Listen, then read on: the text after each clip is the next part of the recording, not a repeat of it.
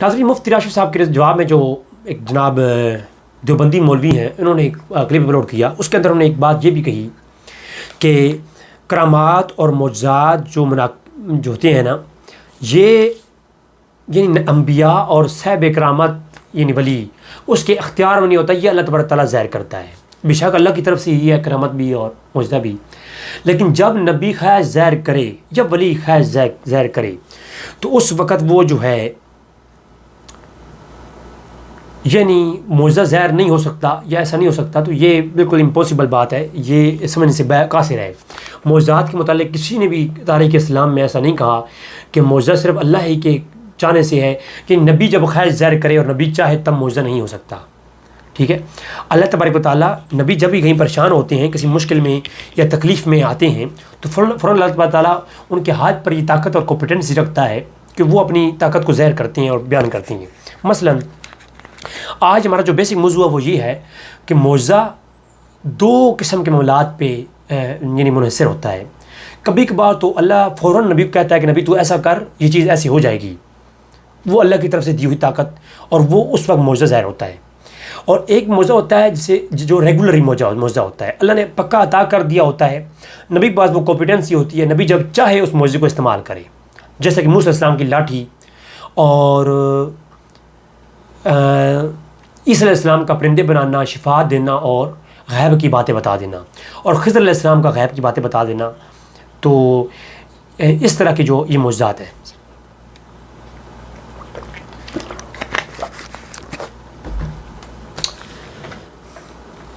تین چیزیں اہم پایا ہیں، ان کو سمجھنا بہت ضروری ہے۔ ان تین چیزوں میں پہلی چیز ہے معجزہ یا کرامت، دوسری چیز ہے صبر، اور تیسری چیز ہے جہاد۔ نبی کے لیے یہ تین چیزیں ہوتی ہیں۔ بعض مقامات ایسے ہوتے ہیں جہاں نبی اپنے جو کمال صبر ہے وہ دکھاتا ہے، اور بعض مقامات ایسے ہوتے ہیں جہاں نبی صبر کا جو پیمانہ ہے اس کو سائڈ پہ کر کے جہاد کرتا ہے، ٹھیک ہے۔ اور پھر تیسرا مقام ایسا ہوتا ہے کہ جہاں نبی معجزہ ظاہر کرتا ہے۔ ہر مقام معجزے کا نہیں ہوتا۔ طائف کے بازاروں میں جب اللہ کے رسول صلی اللہ علیہ وسلم پر ظلم ڈھائے گئے، تو اللہ کے رسول اگر چاہتے تو ایک دعا کرتے، جو پہاڑ ہیں وہ مسل دیتے تمام طائف کی بستی کو، لیکن اللہ کے رسول صلی اللہ علیہ وسلم نے ظلم برداشت کیا اور جہاد بھی نہیں کیا، کیونکہ جہاد کے لیے بھی شرائط اور لوازم ہیں۔ جب جہاد کی شرطیں پوری ہو جائیں تو پھر جہاد کیا جاتا ہے، اسلحہ ہو، جہاد کرنے والے مجاہد ہوں، سواریاں ہوں، بہت سارے معاملات دیکھے جاتے ہیں، تو حالات اس طرح کے ہوں اور حکم بھی جہاد کا بنتا ہو تو پھر جہاد کا کیا جاتا ہے، ادروائز جہاد بھی نہیں۔ صبر، جہاد اور معجزہ، تو معجزہ بھی طائف کے اندر نہیں دکھایا اور جہاد بھی نہیں کیا۔ تیسری کام کیا تھا؟ صبر۔ تو اللہ کے رسول نے صبر کیا، تعلیم بھی یہی تھی صبر کی۔ جب اللہ کے رسول نے صبر کیا، اب مقام آیا بدر کا یا دیگر، آپ دیکھ لیں تو تھوڑا سا معاملہ جب ہوا تو صبر نہیں کیا، بلکہ کیا کیا؟ آپ نے جہاد کیا، جب مسئلہ بھی ہے۔ اور جہاں پر ایسا واقعہ ہوا کہ جہاں لوگ لڑائی بھی نہیں کرنا چاہتے اور بات حق کی دعوت کو مان بھی نہیں رہے، یہ مقام تھا معجزے کا۔ تو حضور نے اشارہ کیا، چاند کے ٹکڑے ہو گئے، سورج کو لٹا دیا، جہاں پر یعنی معجزہ ظاہر کرنا مقصود تھا، اور وہاں پر معجزہ دکھایا۔ کئی ایک موجود ہیں، یعنی قرآن کریم میں بھی حضور کئی معجزات کو ڈسکس کیا گیا۔ یہ معجزات کے اوپر میں چاہ رہا تھا کہ باب المناقب النبی صلی اللہ علیہ وسلم اس کے اوپر ایک کلپ اپلوڈ کر دوں گا اگر زندگی رہی، کیونکہ آپ لوگوں کی دعاؤں کو طالب ہوں، اس وقت تھوڑا مشکل میں ہوں بہت، اور دعا کریں کہ اللہ تعالیٰ میری ہر مشکل کو آسان فرمائے۔ تو چونکہ انشاءاللہ پھر دوبارہ لوٹ کے آؤں گا تو انشاءاللہ اس پہ کام میں کروں گا۔ سورہ آل عمران آیت نمبر 49، عیسیٰ علیہ السلام نے، اب یہ جو آیت ہے یہ مفتی صاحب نے پیش کی جو کہ دیوبندی مفتی ہیں، اور انہوں نے اس کے اندر یما گوئی کی۔ یما گوئی کیا کی کہ دیکھیں جی، پیدا کرنے والا تو اللہ ہے، اور اللہ ہی ہے جو عدم سے خلق کرتا ہے، پیدا کرتا ہے۔ ہمارا جو موضوع تھا یہ پیدا کرنا کہ اللہ عدم سے کر رہا ہے یا ولی اللہ یا نبی کر رہا ہے، اس کی تو مفہوم اور اس کی تو ہمارے پاس، یہ تو ہمارا دعویٰ ہی نہیں ہے۔ دعویٰ یہ ہے کہ کیا عیسیٰ علیہ السلام کا اپنی طرف صفت خلق کا اطلاق کرنا یہ مباح تھا، جائز ہے؟ اگر جائز ہے تو کس اعتبار اور کس پیمانے پر جائز ہے؟ اللہ فرماتا ہے وَلَقَدْ خَلَقْنَا الْإِنسَانَ مِنْ سُلَالَةٍ مِنْ طِينٍ، کہ اللہ ہی ہے خلقنا الانسان، یہ خلقنا پیدا کیا، بنایا، جو بھی آپ مانا لیں، اللہ ہی ہے جو پیدا کرنے والا، بنانے والا ہے۔ اب عیسیٰ علیہ السلام سورہ العمران کی آیت نمبر 49 میں کہتے ہیں انی اخلق لکم، میں پیدا کرتا ہوں، کہیۃ الطیر، میں بناتا ہوں، میں پیدا کرتا ہوں جو من آپ کریں، پرندے کی شکل، فانفخ فی، ادھر اللہ فرماتا ہے ونفخت فیہ من روحی، یہ پھونک مار کر کے جان پھونکنا، روح پھونکنا، یہ اللہ کی صفت ہے۔ یہ کس کی صفت ہے؟ اللہ کی۔ لیکن یہاں پر اللہ کا بندہ کہہ رہا ہے کہ فَأَنفُخُ فِي، میں پھونک مارتا ہوں، یہ نہیں کہ اللہ پھونک مارتا ہے، میں بناتا میں ہوں، اللہ پھونک مارتا ہے، یہ نہیں، میں پھونک مارتا ہوں بِإِذْنِ اللَّهِ، اور پھر وہ کیا ہے؟ زندہ ہو جاتا ہے اللہ کی اذن سے۔ اب اذن کے اوپر اسرار البلاغہ علامہ جرجانی کی اور دیگر اس پہ وضاحت ہوگی آگے، لیکن اذن جو معنی آپ لیں، جو معنی آپ کریں، میرا کویشچن یہ ہے کہ جب جان ڈالنے والا اللہ کی ذات، عدم سے تخلیق کرنے والا، پیدا کرنے والا اللہ کی ذات، تو اس اسلام کہہ رہے ہیں میں بناتا ہوں اور میں پھونک مارتا ہوں۔ یہ پھونک مارنا، اسے تم کیوں پھونک مارتے ہو؟ تیری پھونک میں اثر کہاں؟ یقینی بات ہے تیری پھونک میں جان پیدا ہو جائے گی، یقینی بات ہے۔ اور کبھی ایسا ہوا، وہ چیلنج ہے میرا، جو کہتے ہیں نبی کے اختیار میں نہیں معجزہ، میرا چیلنج ہے ان کی نسلوں کو بھی، عیسیٰ علیہ السلام نے ایک بار پرندہ بنایا، اس پہ پھونک ماری اور وہ زندہ نہ ہوا، وہ کسی امام کا قول دکھا دیں۔ بلکہ عیسیٰ علیہ السلام جب پھونک مارتے ہیں کہتے ہیں بِإِذْنِی، سورہ مائدہ کے اندر بِإِذْنِی آیا، اور یہاں پر کہا کہ بِإِذْنِ اللہ، کہ اللہ کے اذن سے پھر وہ اڑ جاتا ہے، وہ زندہ ہوتا ہے اللہ کے حکم سے۔ جیسا کہ آج آپ جاتے ہیں نا کسی اللہ کے ولی کے پاس، وہ صاحب علم اور صاحب شریعت ولی ہو، میں نے ایسے ایک شخص دیکھا ہے زندگی میں جو دعا کرتا ہے، دعا قبول ہوتی ہے، میں نے اپنی زندگی میں ایسا ایک شخص دیکھا، تو اس نے وہ جب ولی دعا دیتا ہے نا کسی پیر کے پاس، کامل پیر کے پاس آپ جائیں جس کے اندر صاحب شریعت پیر ہو، یہ ناچنے والا اور عورتوں کے ساتھ تویز لکھنے والا نہیں، صاحب شریعت پیر، جو صاحب شریعت پیر اس کے پاس جائیں تو وہ یہی کہے گا کہ اللہ تمہیں شفا دے گا، اللہ کے حکم سے شفا ہوگی، اللہ کے حکم سے شفا ہوگی، وہ اس پہ ہاتھ پھیرتا ہے، اس کے لیے وظیفہ دیتا ہے۔ تو جو علماء دیوبند کی کتابوں میں موجود ہے، ایک عورت آئی قصۃ الکابر کے اندر، تو اس کو تویز چاہیے تھے، تو مولانا صاحب چھت سے نیچے آئے اور انہوں نے تویز عطا کیا اور کہا کہ اللہ تجھے شفا دے گا، تو جو اللہ شفا دے گا، تویز انہوں نے دیا، شفا اللہ دے گا، تو پھونک عیسیٰ علیہ السلام مارتے تھے، زندہ تو اللہ کرتا تھا، لیکن عیسیٰ علیہ السلام کے پھونک مارنے میں یہ اثر تھا کہ اگر اللہ زندہ کرنے والا ہے تو یہ پھونک آپ ذرا ماریں، تو اس کا مطلب ہے ہر جگہ کیا اللہ زندہ کرے گا؟ نہیں کرے گا۔ کیوں؟ وہ کمپیٹنسی عیسیٰ علیہ السلام کے ساتھ خاص ہے۔ عیسیٰ علیہ السلام جب پھونک مارتے ہیں تو ان کی پھونک میں اللہ نے اثر رکھا ہے، جب عیسیٰ پھونک مارتے ہیں تو اللہ اس پرندے کے اندر جان دیتا ہے، تو جانے دینے والا، پھونک مارنے والا، روح پھونکنے والا اللہ کی ذات، لیکن اللہ نے یہ کرشمہ بھی اپنے نبی کے ہاتھ پہ ظاہر کر دیا، اور کئی پرندے بنائے، جب بھی پھونک ماری اس میں جان پڑی۔ میں کتابوں میں نہیں جا رہا، مفسرین کی طرف نہیں جا رہا، قرآن کا ظاہری مفہوم بیان کر دیا۔ پھر وَأُبْرِئُ الْأَكْمَحَ وَالْأَبْرَصَ، کہو کہتے ہیں کہ برس کے مریض لے آؤ، میں شفا دیتا ہوں، میں شفا کی نسبت اپنی طرف کی، اور کہا کہ بِإِذْنِ اللہ، اللہ کے حکم سے شفا میں دیتا ہوں، حکم اللہ کا، اجازت اللہ کی، عطا اللہ کی ہے۔ اذن کہتے ہیں عطا کو، اذن کہتے ہیں حکم کو، اذن کہتے ہیں، اذن کا ایک جو بڑا مفصل معنی ہے وہ یہ ہے اجازت کو۔ اور یہ جو پرانے وقتوں میں ایک بزرگ سے ملا تھا، 2002 کی بات ہے، تو وہ کسی عمل کرنے کے لیے، کوئی وظیفہ کرنے کے لیے ایک اجازت دیتے تھے کہ یہ اجازت ہے تمہیں، تم یہ کام کرو، اس کی تمہیں اجازت ہے، اور وہ بندہ جا کے گھر جا کے وہ عمل کرتا تھا تو اس کو اسے جو ہے ملتا تھا، ایک خاص اس کا اثر ملتا تھا۔ تو یہ جو اجازت ہوتی ہے نا بزرگوں کی طرف سے، یہ فلاں کام کی اجازت، جیسا کہ آپ ایک عالم ہو جاتے ہیں تو آپ کو مدرسے سے ایک اذن دیا جاتا ہے، اذن، تو کہہ دیتے ہیں کہ تمہیں اذن دیا گیا ہے، تم اب عالم ہو، تم فتویٰ دے سکتے ہو، جس سند کہتے ہیں ہم سند، اسے اذن کہا جاتا ہے۔ تو اذن اللہ، اللہ کے اذن سے، اللہ کی اجازت سے، اللہ کے حکم سے، ان معنی میں آتا ہے۔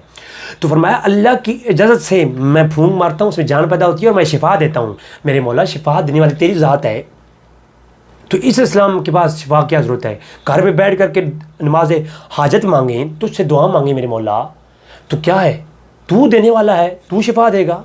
لیکن نہیں، عیسیٰ علیہ السلام جب بھی کوئی آتا، ہزاروں مفسرین کی تفسیریں بڑی بڑی ہیں، ہزاروں کی تعداد میں لوگ آتے، عیسیٰ علیہ السلام ہاتھ پھیرتے، اللہ شفا دیتا۔ کبھی ایسا نہیں ہوا کہ آپ نے ہاتھ پھیرا ہو شفا نہ ملی ہو۔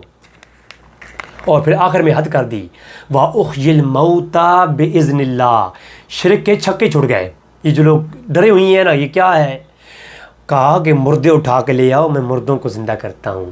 اور کتابوں میں ہے 4 مردے عیسیٰ السلام نے زندہ کیے، اور 4 مردے جو زندہ کیے نا، کبھی ایسا نہیں ہوا کہا کہ قم بِإِذْنِ اللَّهِ، اے مردے کھڑا ہو، تو ایسا نہیں ہوا کہ وہ کھڑا نہ ہوا ہو، کیونکہ اللہ نے یہ طاقت عطا کر رکھی تھی۔ تو مردے، سب سے بڑی بات، موت کون دیتا ہے؟ اللہ ہی موت دیتا ہے، اور زندہ کون کرتا ہے؟ اللہ ہی زندہ کرتا ہے۔ تو سوال یہ تھا کہ کیا یہ جو آپ کے ولی ہیں یہ عدم سے تخلیق کر کے اولاد دیتے ہیں یا کیسے اولاد دیتے ہیں؟ تو میں کہتا ہوں جیسا عیسیٰ علیہ السلام مردوں کو زندہ کرتے تھے نا، ہے اشارہ کرتے ہو زندہ ہوتا، ولی بھی ایسی اولاد دیتا ہے۔ ولی کہتا ہے نا، جب آپ ولی کی برگاہ میں جاتے ہیں، میرے مولا اس ولی کی نظر کرم سے، اس ولی تیری برگاہ میں نیک گزرا ہے، اس کی وسیلے سے توسل سے میرے مولا میری حاجت ہے، مجھے اولاد نرینہ بیٹا عطا فرما۔ اور بندہ گیا ہے میرے، تو یقین کریں بیٹا اللہ عطا فرمائے گا۔ بیٹا عطا اللہ نیچر وائز تیرے عام طریقے سے عطا کرے گا، عدم سے وجود جو ہے نا۔ اچھا، یہ عدم کے اوپر جب میں کلام کروں، سائنسی حوالے سے کوئی چیز اس وقت جنہیں پیدا ہوتی ہے وہ عدم سے نہیں ہے۔ انسان نطفے سے پیدا ہوا، نطفہ خون سے پیدا ہوا، خون غذا سے پیدا ہوا، غذا بیج سے پیدا ہوئی، بیج کسی سے پیدا ہوا، پھر غذا سے، پھل سے پیدا ہوا، پھل کسی درخت سے۔ آپ پیچھے چلے جائیں، سائنس کہتی ہے ہر مادہ جو ہے اپنی حالت چینج کرتا ہے۔ مادر جو ہے نا، مادر وہ ختم نہیں ہوتا، مادہ فنا نہیں ہوتا، مادہ اپنی جو ہے نا حالت چینج کرتا ہے، اپنی شکل چینج کرتا ہے، وہ برقرار ہے۔ سائنس تو اس بات کو مانتی بھی نہیں ہے کہ اللہ نے سب سے پہلے عدم سے جو وجود کیا، جب کچھ بھی نہیں تھا تو اللہ نے عدم سے وجود میں لایا، اس کے بعد ہر چیز ایک نقطے سے پیدا ہو رہی ہے، اور اس نقطے کا عدم نہیں ہے، وجود ہے، اس کا وجود ہے، ہر شے وجود سے پیدا کی گئی۔ سب سے پہلی چیز جو پیدا کی اللہ نے کائنات میں، وہ عدم سے پیدا کی اللہ نے۔ کائنات کی سب سے پہلی جو مخلوق ہے نا، وہ عدم سے اللہ نے پیدا کی۔ اس کے بعد ہر شے، میں اس پہ دعویٰ کر سکتا ہوں، پروف کر سکتا ہوں کہ ہر شے عدم سے پیدا نہیں کی گئی۔ سب سے پہلی چیز اللہ نے عدم سے پیدا کی، اور اس کے بعد ہر چیز اس چیز سے اندر سے پیدا ہوتی گئی ہوتی گئی ہوتی گئی۔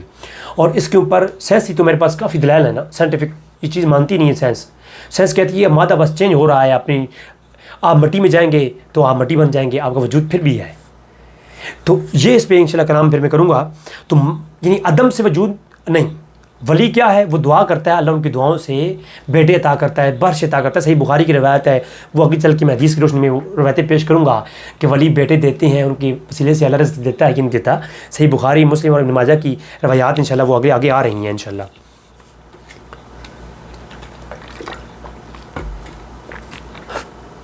تو سورۃ ال عمران کے اندر وَأُنَبِّئُكُم بِمَا تَأْكُلُونَ، اور جو تم کھا کے آتے ہو تمہارے پیٹوں کے اندر ہے، علم غیب، علم غیب تمہارے پیٹ میں کیا ہے میں اس کی خبر بھی دیتا ہوں بِإِذْنِی۔ اچھا، کھا کے وہ آئے، پیٹوں میں ان کے کیا ہے، یہ عیسیٰ علیہ السلام نے خبر دی۔ تو اللہ کے حکم سے اللہ نے کہا کہ عیسیٰ ان کو بتا کہ تیرے گھر میں یہ پکا ہے، نہ، اللہ کا اذن دیا ہوا ہے، اللہ کا طاقت دی ہوئی ہے۔ انہوں نے جو کوئی شخص بچہ آتا نا، بیٹا تو یا یہ کھا کے آیا تیرے گھر میں، آج یہ پکا ہوا ہے۔ اور تفسیروں کی طرح نہیں جاتا، تفسیروں کے اوپر جاؤں تو پھر ان جو بچے عیسیٰ علیہ السلام کے پاس آیا کرتے تھے، والدین نے ان کو بند کر دیا، اور پھر عیسیٰ علیہ السلام ڈھونڈتے ہوئے گئے تو ان لوگوں نے کہا کہ یہ جو اسرائیلیات کی روایات میں ملتا ہے واقعات، پھر انہوں نے کہا کہ یہ کمرے میں جو ہے بچے نہیں سور ہیں، سارے بچے سور بن گئے۔ وہ ایک اسرائیلی روایات ہیں، اس میں روایات طرف نہیں جاتا، قرآن کی سرسری جو یہ آیت ایسے ہی معلوم ہو گیا کہ عیسیٰ علیہ السلام کو اللہ نے یہ پاور ہے اور ایک کمپیٹنسی دی عطا کی ہوتی ہے، اختیار کے ساتھ، اختیار تھا، جب بھی کوئی آتا شفا ہوتی تھی۔ تو یہ اللہ کی دی ہوئی ہے۔ اور موسیٰ علیہ السلام کا معجزہ ہو گیا یہ بھی۔ اور حضرت ربیعہ والی روایت کے اوپر مفتی صاحب نے بڑی خیانت کی، جناب دیوبندی مفتی نے۔ حضرت ربیعہ رضی اللہ تعالیٰ عنہ حضور کو وضو فرما رہے ہیں، اور کہا حضور نے فرمایا کہ سل ربیہ، اے ربیہ مجھ سے مانگ. تو ربیہ نے جو ہے کہا یا رسول اللہ مجھے جنت میں آپ کی رفاقت چاہیے. تو اللہ رسول نے فرمایا کہ ربیہ کچھ اور بھی مانگ. تو اس روایت کو مختلف طرق سے مختلف متن کے ساتھ مختلف کتابوں میں آئی ہے. تو ایک متن میں دعا والے لفظ موجود ہے کہ اے ربیہ میں دعا کرتا ہوں، یا دعا کرو اور نماز کے ذریعے میری مدد کرو، کثیر عبادت کے ذریعے میری مدد کرو، سجدوں کے ذریعے. تو وہ جو کہ اللہ رسول نے فرمایا کہ اے ربیہ یہ تمہیں جنت مل گئی، کچھ اور مانگ. تو وہ کیا کیا، وہ جو ہے نا اس کے اوپر جناب دھم ڈول کر گئے کام کو. اس کے علاوہ کئی ایک واقعات ہیں جنت کے متعلق. ربیہ کے علاوہ بھی حضور نے فرمایا کے سردار، حضور نے فرمایا میرے حسن و حسین جنتی جوانوں کے سردار، میری فاطمہ عورتوں کی سردار. اور مفتی صاحب نے وہ روایت پیش کی، اے فاطمہ اگر تم نیک اعمال نہیں کرو گی تو میں تمہاری مدد نہیں کروں گا. کس تناظر میں وہ بات ہوئی ہے وہ آگے چل کے وہ آیت پیش کروں گا، اور کس تناظر میں اللہ کے رسول وہ فرما رہے ہیں. تو یہ تو عقل نہیں مانتی جو مفتی صاحب مفہوم لے رہے ہیں. اگر ایک طرف کہہ رہے ہیں فاطمہ تو وہ نیک عمل نہیں کرے گی تو میں تمہارے لیے کچھ نہیں کر پاؤں گا، دوسرے مقام پر تو اللہ جو ہے فرما رہے ہیں کہ اے فاطمہ تو جنتی عورتوں کی سرداری دی جا رہی ہے. اور ایک جگہ پہ یہ کوئی عقل مانتی ہے؟ وہ پشاوری لتر نا ایسے سوال بنانے والوں کو بندہ بوتھا کڑکا دے.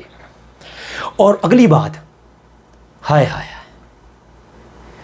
یہ جنت کے اندر جو معاملات ہیں، قیامت کے دن مقام محمود کا مطلب کیا ہے؟ مقام محمود، اللہ کے رسول کو مقام محمود پہ بٹھایا جائے گا. میں انشاءاللہ پورا کلپ اپلوڈ کروں گا کہ مقام محمود کیا مقام ہے، اور اللہ کے نبی کو حدیث کی روشنی میں بتاؤں گا. اور قرآن میں جو محمود والی آیات ہیں مقام محمود والی، تو وہ پیش کر کے میں اس پہ تفصیلی گفتگو کروں گا. معلوم ہوگا کہ قیامت کے دن محمود کی جو کرسی ہے وہ کون سی کرسی ہوگی جس پہ اللہ اپنے نبی کو بٹھائے گا. اور ہزاروں گناہگاروں کو اللہ کے نبی نکال کر جنت میں ڈالیں گے. اور یہاں تو جنت میں ڈالنے کی بات ہے، صحیح بخاری کی حدیث ہے میری جان، ابن ماجہ کی روایت ہے، مثلا احمد کی روایت ہے کہ ایک نیک مومن، ایک شہید اور ایک نیک مومن یعنی ولی اور ایک شہید، وہ قیامت کے دن اللہ سے مجادلہ کریں گے. یہ مجادلہ کا معنی میں کروں؟ کوئی فتویٰ لگا دینا ادھر. اللہ سے مجادلہ کریں گے. یہ مفتی صاحب جو ہے نا مجادلہ کا معنی خود کریں، اور مجادلہ کرنے کے بعد کیا کریں گے؟ مرے مولا قالوا اخواننا یصلون معنا ویصومون معنا ویحجون معنا. اے میرے مولا وہ جو شخص جہنم میں چلے گئے ہیں وہ قالوا اخواننا، ہمارے بھائی تھے، ہمارے مرید تھے، ہمارے ماننے والے تھے، ہمارے بھائی تھے. یصلون معنا، انہوں نے کچھ نمازیں ہمارے ساتھ پڑھی تھیں. ویصومون معنا، کچھ افطاریاں ہمارے ساتھ کی تھیں. ویحجون معنا، اور کوئی حج ہمارے ساتھ کیے تھے. میرے مولا ہمارے بھائی ہیں، غلطیوں کی وجہ سے کچھ گناہ گار ہیں، چلے گئے ہیں جہنم میں. تو روایت کے لفظ ہیں، کئی لوگوں کو آگ جہنم کی پاؤں تک اور کئیوں کو یہاں تک آگ نے گھیرا ہوا ہوگا کہ وہ اللہ کے ولیوں کو اللہ فرمائے گا جاؤ. وہ جو جہنم میں جن پر جہنم واجب ہو چکی ہے، کہتے ہیں نبی اور ولی کچھ نہیں کر سکتے ہیں، یہ مددگار کیسے ہو سکتے ہیں؟ وہ دن ایسا ہے، اللہ قرآن فرماتا ہے وہاں باپ بیٹے کا نہیں ہوگا. ارے جہاں قرآن میں وہ آیتیں ہیں، جہاں وہاں حدیثیں ہیں، وہاں قرآن و حدیث میں اور بھی تو بہت کچھ ہے. یہ کون بتائے گا؟ یہ عوام کو کوئی نہیں بتائے گا. کیوں؟ یہ بتاؤ گے تو پھر عوام کو ساری باتیں معلوم ہو جائیں گی نا.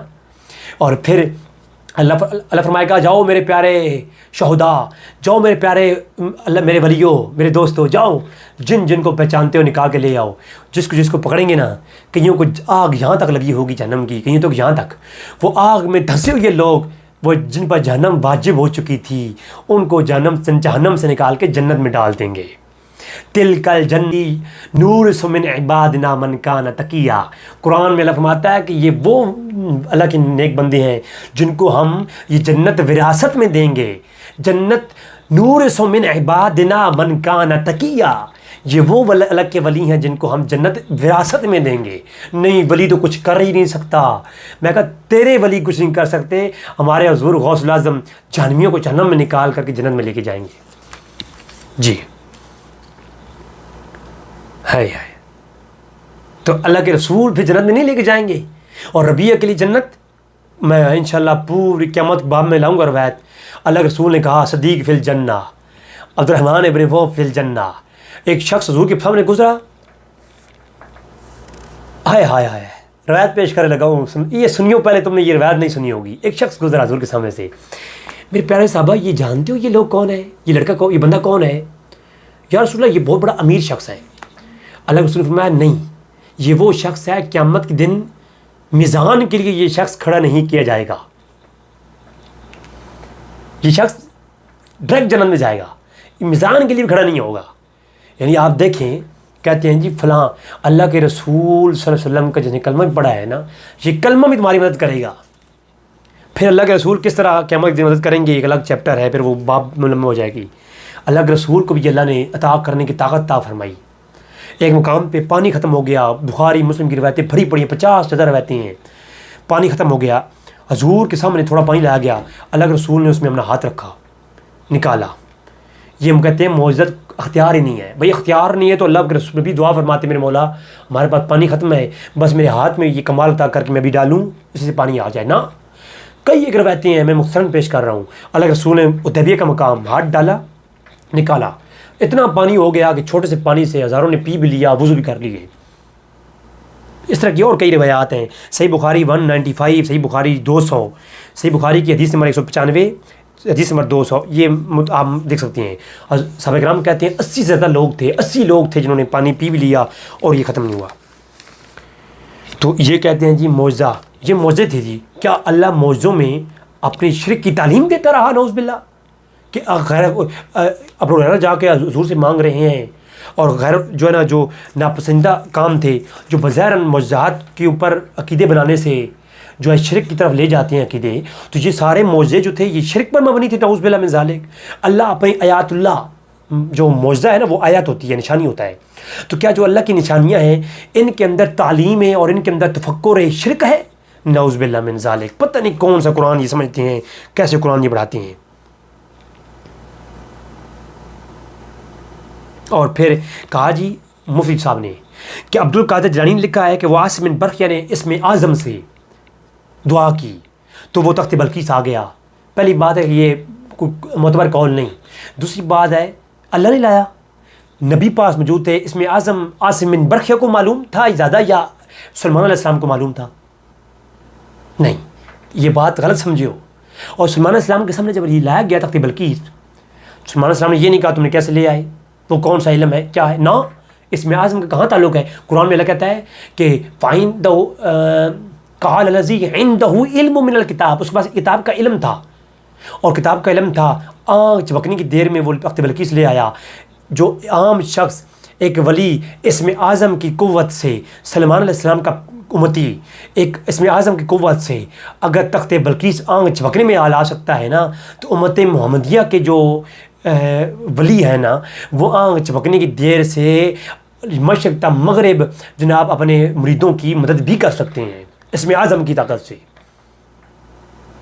اور یہ دیوبندیوں کتابوں میں موجود ہے کہ جناب محمد بن بشیر اور دیگر بزرگ جو گزرے ہیں وہ فرماتے ہیں، ایک اللہ کے ولی کا واقعہ لکھا ہوا ہے کہ انہوں نے اعلان کیا کہ اللہ کی قسم وہ سلمان علیہ السلام کی یہ دیوبندیوں نے لکھا، اشرف تھانی نے لکھا یہ، کہ ایک ولی نے اعلان کیا کہ وہ سلمان علیہ السلام کی امت کا ولی تھا، جو آنکھ جھپکنے کی دیر میں جو ہے یمن سے تخت بلقیس مصر میں لے آیا تھا۔ میں محمد عربی کا امتی ہوں، میں چاہوں تو آنکھ جھپکنے کی دیر میں مصر کو اٹھا کے یمن میں رکھ دوں اور یمن اٹھا کے مصر میں رکھ دوں۔ تو مجھے ذرا بتائیں ان کے بارے میں آپ کیا کہیں، فتویٰ لگائیں گے کوئی؟ مولوی ہو پشاوری لیتا تیرے مطلب منہ گھڑکا دے، پتہ نہیں کدھر سے اٹھ کے آ جاتے ہو، پڑا اپنے کابرنگ کو بھی نہیں ہوتا۔ تو آج سے من برقیہ نے وہ تخت بلقیس لایا، یہ ولی کی کرامت ہے۔ میں کہتا ہوں اللہ نے کرامتیں عطا کی ہوتی ہیں ولیوں کو، اور یہ کمپیٹنسی تھی کہ جب اعلان ہوا جن نے کہا لقوی امین، میں طاقتور ہوں، یقینی بات ہے مجھے یہ اختیار ہے، جن نے کہا یہ مجھے اختیار ہے، میری کمپیٹنسی ہے، میرے ہاتھ میں ہے، یہ طاقت اللہ نے مجھے دی ہوئی ہے کہ میں لا سکتا ہوں، یہ دعویٰ جن کا دعویٰ۔ لیکن جب جن کا دعویٰ رہگاں کیا گیا نا، پیچھے سے ایک اللہ کا ولی اٹھا عاصم بن برقیہ، اس نے کہا کہ میں لے آتا ہوں، میرے پاس اگر جن کے پاس طاقت ہے نا تو جن تو بیٹھ جا، یہ طاقت میرے پاس بھی، اختیار ہے، اگر اختیار نہ ہوتا تو کبھی یہ نہ آتی اور دعویٰ نہ کرتے۔ یہ کہتے میں کوشش کرتا ہوں، ہو سکتا ہے اللہ تعالیٰ عطا کر دے۔ عاجزی اور بے بسی بے بسی اور عاجزی اس بات کا تقاضا کرتی ہے کہ بندہ دعا کرے کہ چلو میں کوشش کرتا ہوں، ہو سکتا ہے کہ تخت بلقیس آئے یا نہ آئے، لیکن عاصم بن برقیہ نے کہا کہ میں لاتا ہوں، دعویٰ کیا اور پھر دعویٰ سچ کر دکھایا آنکھ جھپکنے کی دیر سے پہلے۔ تو میں کہتا ہوں اگر سلمان علیہ السلام کی امت کے، اور پھر آپ سلمان علیہ السلام حیران نہیں ہوئے تم کیسے لائے، کیونکہ سلمان علیہ السلام جانتے تھے نا، اصل بات سلمان علیہ السلام جانتے تھے، اور یہ کوئی نہیں کہہ سکتا کہ یہ طاقت سلمان علیہ السلام کو نہ تھی۔ اگر یہ حیران کون بات ہوتی نا سلمان علیہ السلام کے متعلق، تو وہ یہ کہتے کہ تم نے کیسے لایا، کیا ہوا، بلکہ سلمان علیہ السلام کہتے ہیں ھذا من فضل ربی، میرے رب کے فضل سے ہے۔ تو عاصم بن برقیہ اگر اس میں اعظم سے اتنی طاقت رکھتا ہے تو پھر کرامات دیگر جو ہیں اولیاء اللہ کی، وہ بطریق اولیٰ اس پہ اختیار ہے، اور وہ بطریق اولیٰ طور پر جو ہے اگر اس میں اعظم ایک کمپیٹنسی اور اختیار ہے، اس میں اعظم اگر اختیار ہے جو عبد القادر جیلانی کا قول پیش کیا گیا، تو اگر یہ اختیار اس میں اعظم اختیار مل گیا، یہ علم مل گیا اس میں اعظم کا، اور اس علم کی بنیاد پہ اختیار مل گیا، تو پھر ولی کو تو بطریق اولیٰ جو ہے وہ کرامات کا اختیار حاصل ہے، ٹھیک ہے، اس کو تو پھر انکار کرنا ہی مشکل نہیں ہے۔ تو پھر جب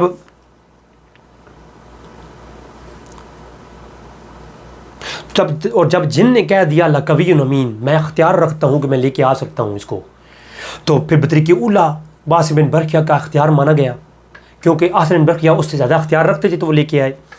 اور یہ میرا یہ سوال ہے مفتی صاحب سے کہ سلمان علیہ السلام کے امتی عاصم بن برقیہ نے دعا کیوں نہیں کی، میرے مولا یہ تخت بلقیس میں لا دے، دعا کیوں نہیں کی؟ اس میں عظیم کے ہوتے ہوئے یہ دعا کرنی چاہیے تھی، اس میں عظیم پر دعا کرنا بنتا ہے، دعویٰ کرنا نہیں۔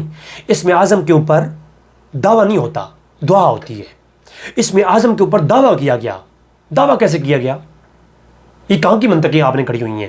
اس میں اعظم جو ہے اگر اس کے پاس تھا، جو عبد القادر جیلانی نے لکھا، تو اس میں اعظم اگر مان لیا جائے تو پھر بھی دعویٰ کیا گیا، اس کا مطلب ہے اس میں اعظم کی برکت تھی اور اختیار ولی کی کرامت کا تھا۔ اور تھانوی صاحب نے ایک واقعہ لکھا کہ غوث پاک کا مر گیا دھوبی، یہ واقعہ سنتے رہتے ہیں آپ، دھوبی مر گیا تو قبر میں منکر نکیر آئے، تھانوی صاحب نے لکھا، میں نے نہیں کہا، تو تھانوی صاحب کی کتابیں عقائد اولیاء قصص الاکابر کرامات سے بھری پڑی ہیں ان ولیوں کے بارے میں ساری پیش کروں تو ایک کب جواب نہ دے پائیں گے۔ حاجی امداد اللہ مہاجر مکی کی کتابیں بھری پڑی ہیں، پتہ نہیں یہ دیوبندی کہاں کے آ گئے، کہ دیوبندی پہلے دیوبندیوں کے عقیدے نہیں تھے، یہ کوئی دیوبندی بھی نہیں ہے، کوئی اور نسل ہے یہ، اصل دیوبندی کے علماء جو ہیں ان کے ساتھ اختلاف ضرور ہے، لیکن ان چیزوں کا تو وہ انکار کرتے نہیں تھے۔ حاجی امداد اللہ مہاجر مکی کے جتنے مرید ہیں وہ تو اس کا انکار ہی نہیں کرتے تھے، حتیٰ کہ سب سے متشدد قسم کا آدمی تھا عبدالرشید گنگوئی، اس نے امداد السلوک کے اندر ولیوں کو بھی حاضر ناظر مان کے کیا کلام کیا ہے امداد السلوک کے اندر، اور فتاوی رشیدہ کے اندر کہا ہے کہ اللہ کی ولیوں کو پکارنا تو اس نیت سے پکارا جائے کہ ان کی روحیں مدد کرتی ہیں، تو یہ جائز ہے،